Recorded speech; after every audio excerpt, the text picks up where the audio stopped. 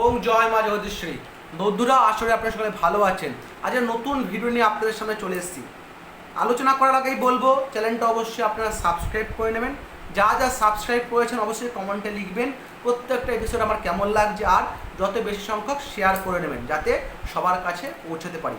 মনে রাখবেন, এখানে কিন্তু তন্ত্র, জ্যোতিষ, বাস্তু, সংখ্যা সমস্ত বিষয়ে আপনারা সঠিক তথ্য পাবেন, কারণ যারা যারা সঠিক জীবনে গুরু পেয়েছে তারাই কিন্তু আপনাকে সঠিক উপদেশটা দিতে পারবে।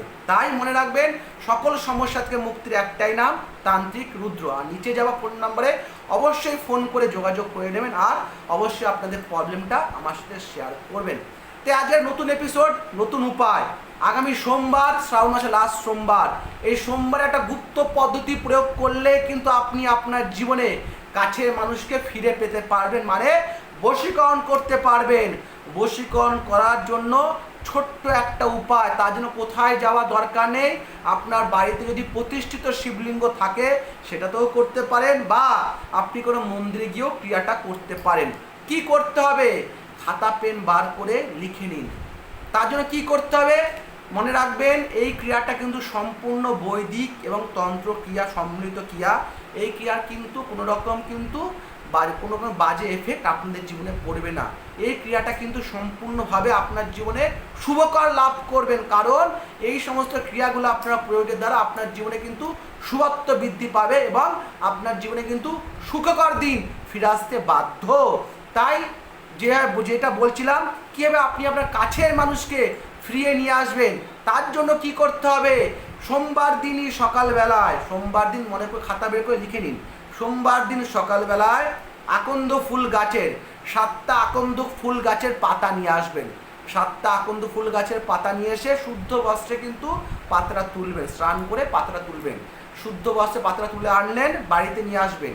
নিয়ে এসে অষ্টগন্ধা 10 দোকানে পাওয়া যায়, আগের দিন অষ্টগন্ধা কিনে আনবেন। অষ্টগন্ধার মধ্যে সামান্য কর্পূর মেশাবেন। কর্পূর দিয়ে সেটাতে অগরু লিখে নিন। অষ্টগন্ধার মধ্যে কর্পূর দিয়ে তার মধ্যে অগরু মেশাবেন। এই 3টে জিনিস, অষ্টগন্ধা বলুন, কর্পূর বলুন, অগরু, এই 3টেই 10 দোকানে পাওয়া যায়। এই 3টে জিনিস ভালো করে মিশিয়ে নিয়ে তার মধ্যে সামান্য একটু ঘি দিয়ে দেবেন। ঘি দিয়ে সামান্য ভালো করে মিশিয়ে নিয়ে একটা বেল গাছের ডাল ভেঙে নিয়ে আসবেন। বোঝা গেল? অষ্টগন্ধা, কর্পূর, অগরু আর একটু ঘি ভালো করে মিশিয়ে একটা বেল গাছের একটা ডাল ভেঙে নিয়ে আসবেন। সেই ডালটা দিয়ে কি করতে হবে? আকন্দ ফুল গাছের পাতার উপরে আপনার প্রিয় ব্যক্তির নাম লিখতে হবে। কীভাবে নামটা লিখবেন? ধরুন আপনার প্রিয় ব্যক্তির নাম অমুক, কি লিখতে হবে? নমঃ শিবায় অমুকাং বশমনায় স্বাহা। ছোট্ট করে লিখবেন, নমঃ শিবায় অমুকং, মানে তার নামটা লিখবেন, লিখে বশমনায় স্বাহা। বোঝা গেল? মন্ত্র, ছোট্ট একটা মন্ত্র। আকন্দ ফুল গাছের 7টা আকন্দ ফুল গাছের পাতার উপরে ঠিক একই মন্ত্র লিখতে হবে, নমঃ শিবায় অমুকং বশমনায় স্বাহা। এই 7টা আকন্দ ফুল গাছের উপরে 7 বার ওই মিশ্রিত, মানে অষ্টগন্ধা, অগরু, কর্পূর আর ঘি মিশ্রিত দ্রব্যটাকে বেল গাছের ডাল ভেঙে উপরে 7টা পাতার উপর লিখে মহাদেবকে আপনি সমর্পণ করবেন, ঠিক একই মন্ত্রে। সমর্পণ যদি আপনার বাড়িতে শিবলিঙ্গ না থাকে, আপনি পাতাটা যে লিখেছেন সেটা মন্দিরে গিয়েও আপনি মহাদেবের চরণে শিবলিঙ্গেতে কিন্তু পাতাগুলো সমর্পণ করতে পারবেন।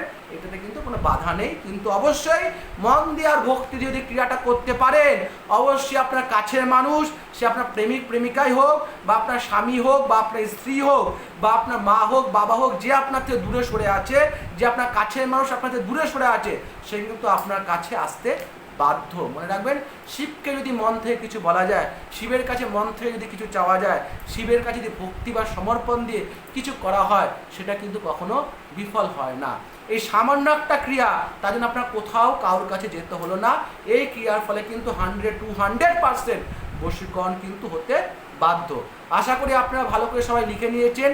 কেমন লাগলো? আর যদি কোথাও অসুবিধা হয় অবশ্যই ফোন করে জিজ্ঞাসা করে নেবেন। আশা করি আপনারা সকালে ভালো লাগলো যে এপিসোডটা, বেশি করে শেয়ার করবেন যাতে সবার কাছে আমি পৌঁছাতে পারি আমার এই বক্তব্যটা নিয়ে। সবাই ভালো থাকবেন, সকলের মঙ্গল হোক। ওম জয় মা জগদীশ্বরী।